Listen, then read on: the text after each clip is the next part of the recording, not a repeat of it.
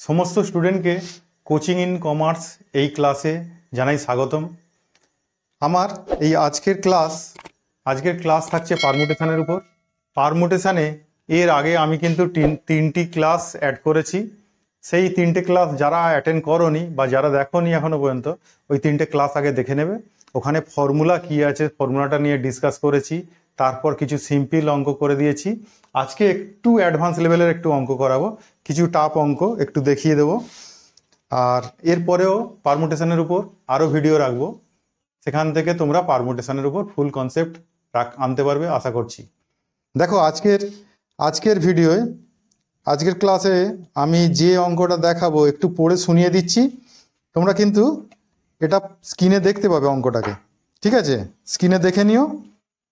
এখানে বলেছে how many words can be formed with the letter of the word Monday.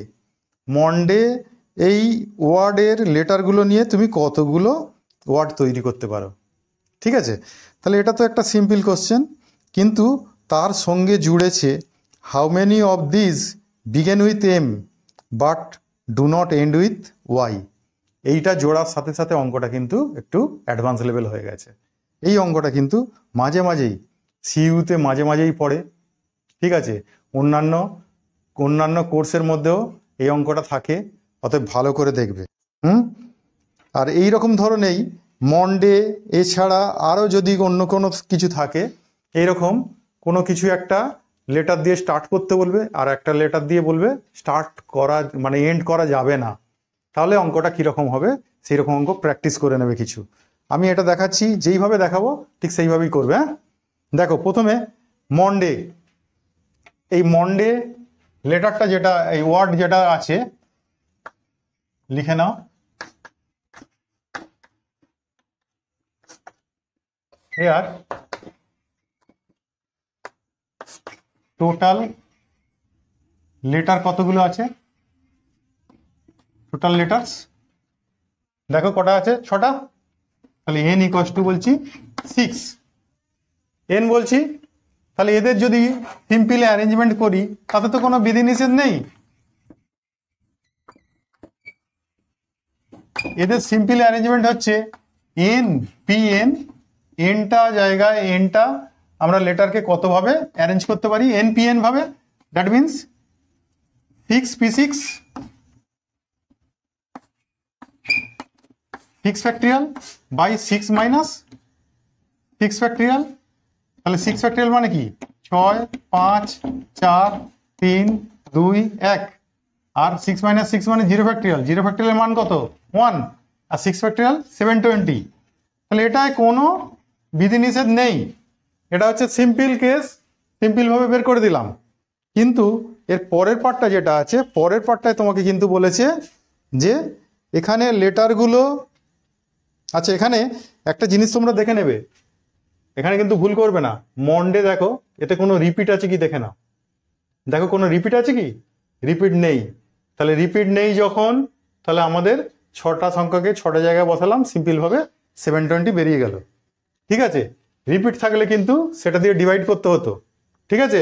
সেটা দেখে নেবে। মন্ডের মধ্যে কিন্তু কোনো রিপিট নেই, তাই এইভাবে হয়ে গেল। নেক্সট, এবার আমাদের বলেছে যে ওয়ার্ডগুলো স্টার্ট হবে এম দিয়ে, কিন্তু এন্ড ওয়াই দিয়ে হবে না। তাহলে আমরা একটা কাজ করি না, হোয়েন, এটা সেকেন্ড পার্টটা, when the words started with কি বলেছে? এম। এই এম দিয়ে যদি স্টার্ট করি, আমরা বলছি আমাদের হাতে প্লেস আছে কটা? দেখো প্লেস আছে, এখানটা একটু করি, 6টা প্লেস আছে, তাই না? 1 2 3 4 5 6। এখানে যদি এম বসাই তাহলে আমাদের একটা প্লেসে এম বসছে ফার্স্ট প্লেসে। তাহলে এম দিয়ে স্টার্ট করলে আমাদের একটা প্লেসে একটা এম কতভাবে বসবে? 1p1 ইন্টু বাকি প্লেস আছে কটা দেখো তো? 5টা। তাহলে বাকি 5টা প্লেসে বাকি 5 জন কতভাবে বসতে পারবে? 5p5, ঠিক আছে? তাহলে এটাকে যদি আমরা ভাঙি, 1 factorial 1 minus 1 factorial into 5 factorial by 5 minus 5 factorial যদি করা হয়, এটা 1 ফ্যাক্টরিয়াল মানে তো 1, আর 0 ফ্যাক্টরিয়াল মানে 1, আর 5 ফ্যাক্টরিয়াল মানে 5 4 3 2 1, আর নিচে 5 - 5 মানে 0 ফ্যাক্টরিয়াল। তাহলে এটা 5 4 3 2 1 মানে 120, যাতে হচ্ছে m দিয়ে শুরু হবে কিন্তু y দিয়ে শেষ হতেও পারে নাও পারে, সব রকম আছে। কিন্তু আমাদের আনসার বের করতে বলেছে y দিয়ে শেষ হবে না, এন্ড হবে না। তাহলে আমরা একটা কাজ করি না, আমরা তার উল্টোটা করি না। যখন ওয়ার্ডসগুলো স্টার্ট হবে m দিয়ে এবং এন্ড হবে y দিয়ে, সেটা বের করি। তাহলে when the words started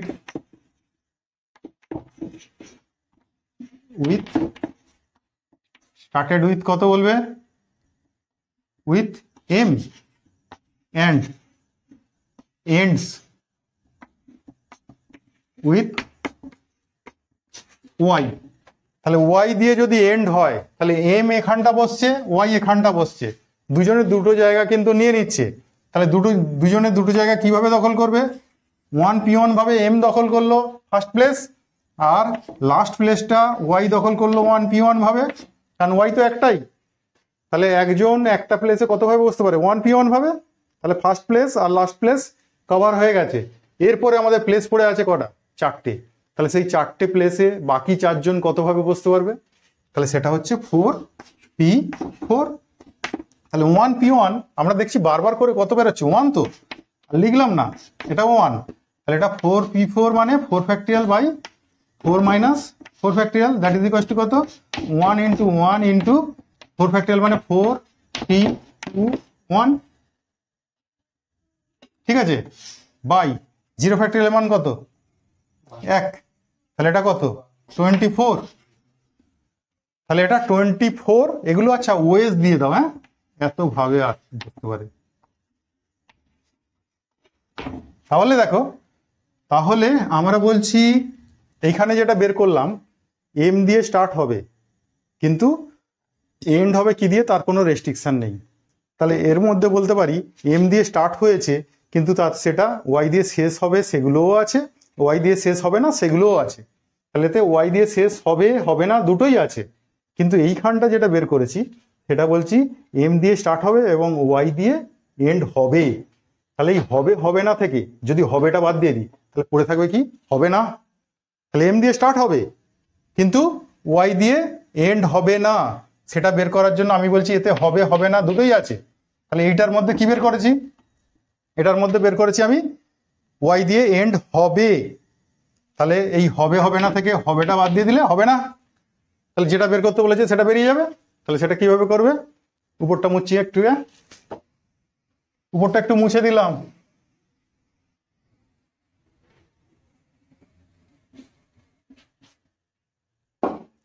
তাহলে এখানে লিখবো number of arrangement when the words started with কি বলবে?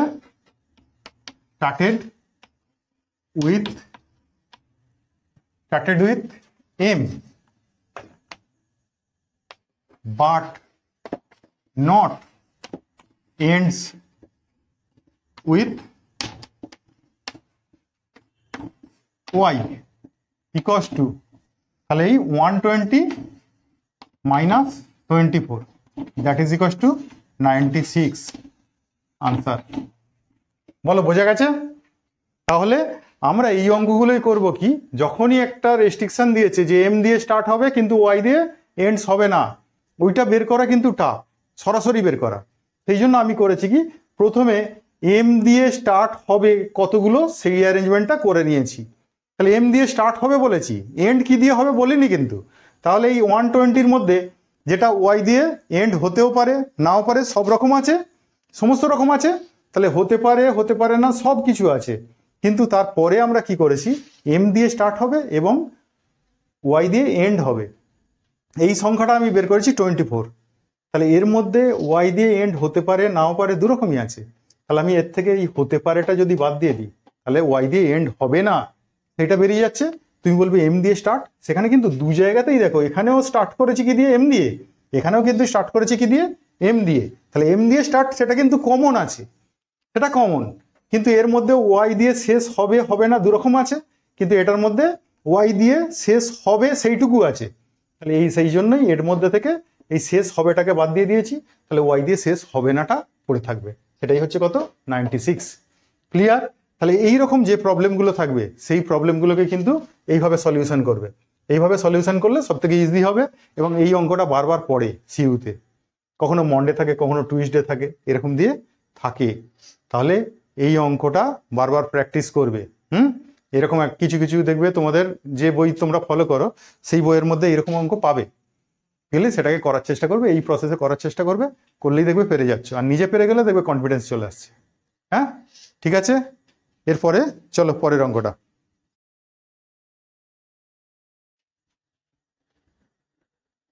আচ্ছা দেখো, নেক্সট প্রবলেম, এটাও কিন্তু ইম্পর্টেন্ট আছে, ভালো অঙ্ক।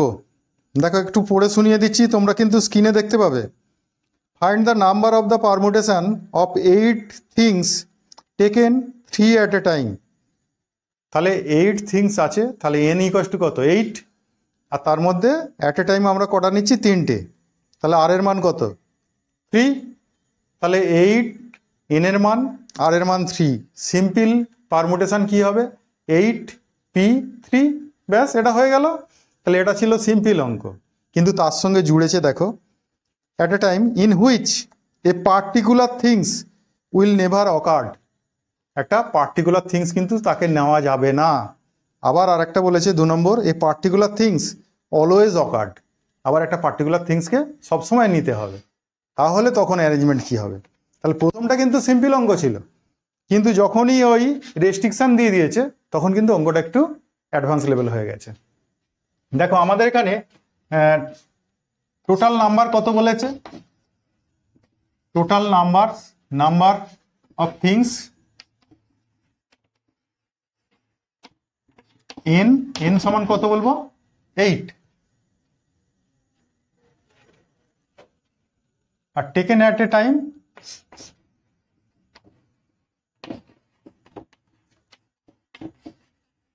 কতগুলো, আর থিংস, তাহলে সেটা সমান কত, পি।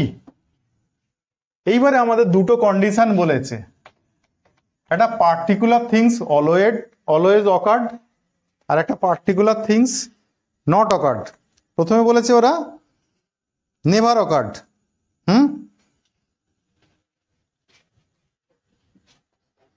তাহলে when a particular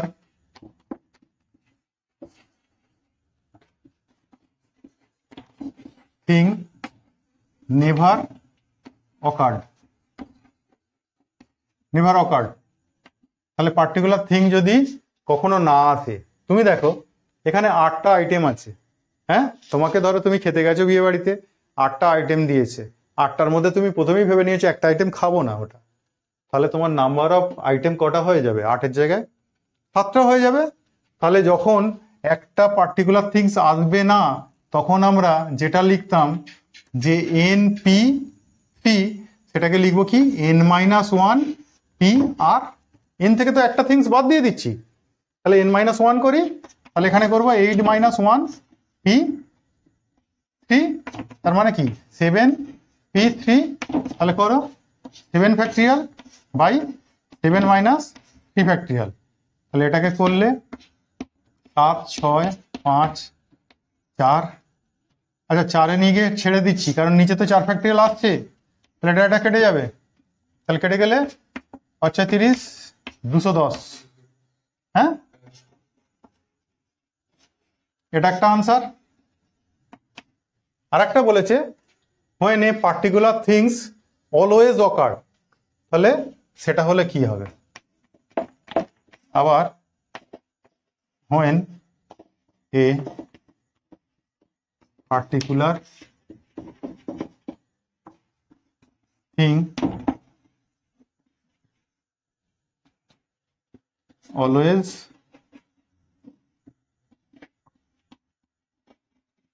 occur, তাহলে একটা পার্টিকুলার থিংস যদি সবসময় আসে তাহলে কিন্তু দেখো একটা পার্টিকুলার থিংস সবসময় আসবে। তাহলে সবসময় যদি আসে তাহলে একজন, তাকে তোমাকে নিতেই হবে। তাহলে ওই তিনজনের মধ্যে বাছা হয়ে গেল কজন? একজন। একজনকে নেওয়া হয়ে গেল ওই তিনজনের মধ্যে থেকে। আমি বলছি যে এখানে যদি আমরা তিনটে থিংসকে নিই অ্যাট এ টাইম, তাহলে তার মধ্যে একজনকে তো নিয়েই নিচ্ছি। তাহলে 8 জনের মধ্যে থেকে একজনকে বাছা হয়ে গেল, আর নেওয়া হয়ে গেল, একজনকে বসানো হয়ে গেল। তাহলে একজনকে বসানো হয়ে গেলে আর কজনকে বসাবো? 2 জনকে। কতজনের মধ্যে থেকে? 7 জনের মধ্যে থেকে। তাহলে তখন করব কি, n-1 p r-1। তাহলে 8-1 p-1, তার মানে 7p2। তাহলে 7 ফ্যাক্টরিয়াল বাই 7 মাইনাস 2 ফ্যাক্টরিয়াল। তাহলে এটা 7, 6, 5-এ গিয়ে ছেড়ে দিই, নিচে তো 5 ফ্যাক্টরিয়াল পাচ্ছি। তাহলে এটা কেটে যাচ্ছে, তাহলে 42 ওয়েজ। এটা একটা আনসার। তাহলে বোঝা গেছে? তাহলে যখন একটা পার্টিকুলার থিংস তাকে আমরা নেবই না, আমরা এটা ধরে নিচ্ছি, যখন নেব না ধরে নিচ্ছি, তাহলে তখন আমাদের টোটাল নাম্বার আছে কটা? 8টা। তাহলে 8টা থেকে একটাকে প্রথমেই বাদ দিয়ে দিলাম। তাহলে 7টা থেকে আমরা 3টে থিংস বাচ্ছি। তাহলে দেখো 7টা থেকে 3টে থিংস যখন বাচ্ছি তখন কি করছি, 7টা থেকে 3টের অ্যারেঞ্জমেন্ট, 3টে অ্যাট এ টাইম নিয়ে 7p3। তাহলে 7p3 means 7 factorial by 7 minus 3 factorial, মানে উপরেরটা ফ্যাক্টরিয়াল বাই উপরেরটা মাইনাস নিচেরটা ফ্যাক্টরিয়াল করে আমরা যেটা পেলাম সেটা 210। আবার একটা নির্দিষ্ট থিংস তাকে যদি সবসময় নিই, তাহলে কিন্তু 8 জনের মধ্যে থেকে একজনকে আমার বসানো হয়ে গেছে। তাহলে 3 জনকে বসাবো, 3 জনের মধ্যে একজন বসে গেছে। তাহলে আর কজনকে বসাবো? 2 জনকে। আর কজন বাকি আছে? 7 জন। তাহলে 7 জনের মধ্যে থেকে বসাবো কজনকে? 2 জনকে। কারণ একজন অলরেডি সিটের মধ্যে বসে গেছে। তাহলে সেখানে n-1 p r-1 করেছি, কারণ একজন বসে গেছে। তাহলে সে টোটাল কমে গেছে, আর সিটও কমে গেছে। সিট কমে গেছে, 3টে সিট ছিল, এখন কটা সিট হয়ে গেছে? 2টো। তাহলে 7p2 সেটা করে 42। তাহলে বোঝা গেল? এইগুলো একটু ভাবনাটা একটু আলাদা আলাদা ভাবনা আছে। এখানে কি ব্যাপার জানলে, এখানে প্রবলেম হয় পারমুটেশনে প্রত্যেকটা অঙ্কের ভাবনা কিন্তু ডিফারেন্ট ডিফারেন্ট। হ্যাঁ, এই ডিফারেন্ট ভাবনা আছে বলে অনেকেই এই চ্যাপ্টারকে টাফ মনে করে ছেড়ে দেয়। কিন্তু ভাবনাগুলো কিন্তু হেভি যে অনেক কিছু ভাবতে হবে তা না। একটু তোমরা যদি ধীরে সিস্তে একটু চিন্তা করো, তাহলে দেখবে তোমরা কিন্তু এই ভাবনাটা যেটা আমি ভাবতে পারছি সেটা তোমরাও ভাবতে পারবে। কখনোই ভাববে না যে আমি পারবো না, এটা ভাববে না। আগেই হাল ছেড়ে দেবে না, চেষ্টা করো, অবশ্যই পারবে। আর ভাবনাগুলো বলছি একটু সূক্ষ্ম হলেও কিন্তু সেটা অসম্ভব না, ইম্পসিবল না, কিন্তু পারবে অবশ্যই। আচ্ছা, আজকের ক্লাস এইটুকুই। এরপরে আবার একটা ক্লাস রাখবো পারমুটেশনের উপর, তাতে আরও কিছু ক্রিটিক্যাল অঙ্ক করে দেব। আজকের মতো এটুকু, পরের ক্লাসে আবার দেখা হচ্ছে। টাটা।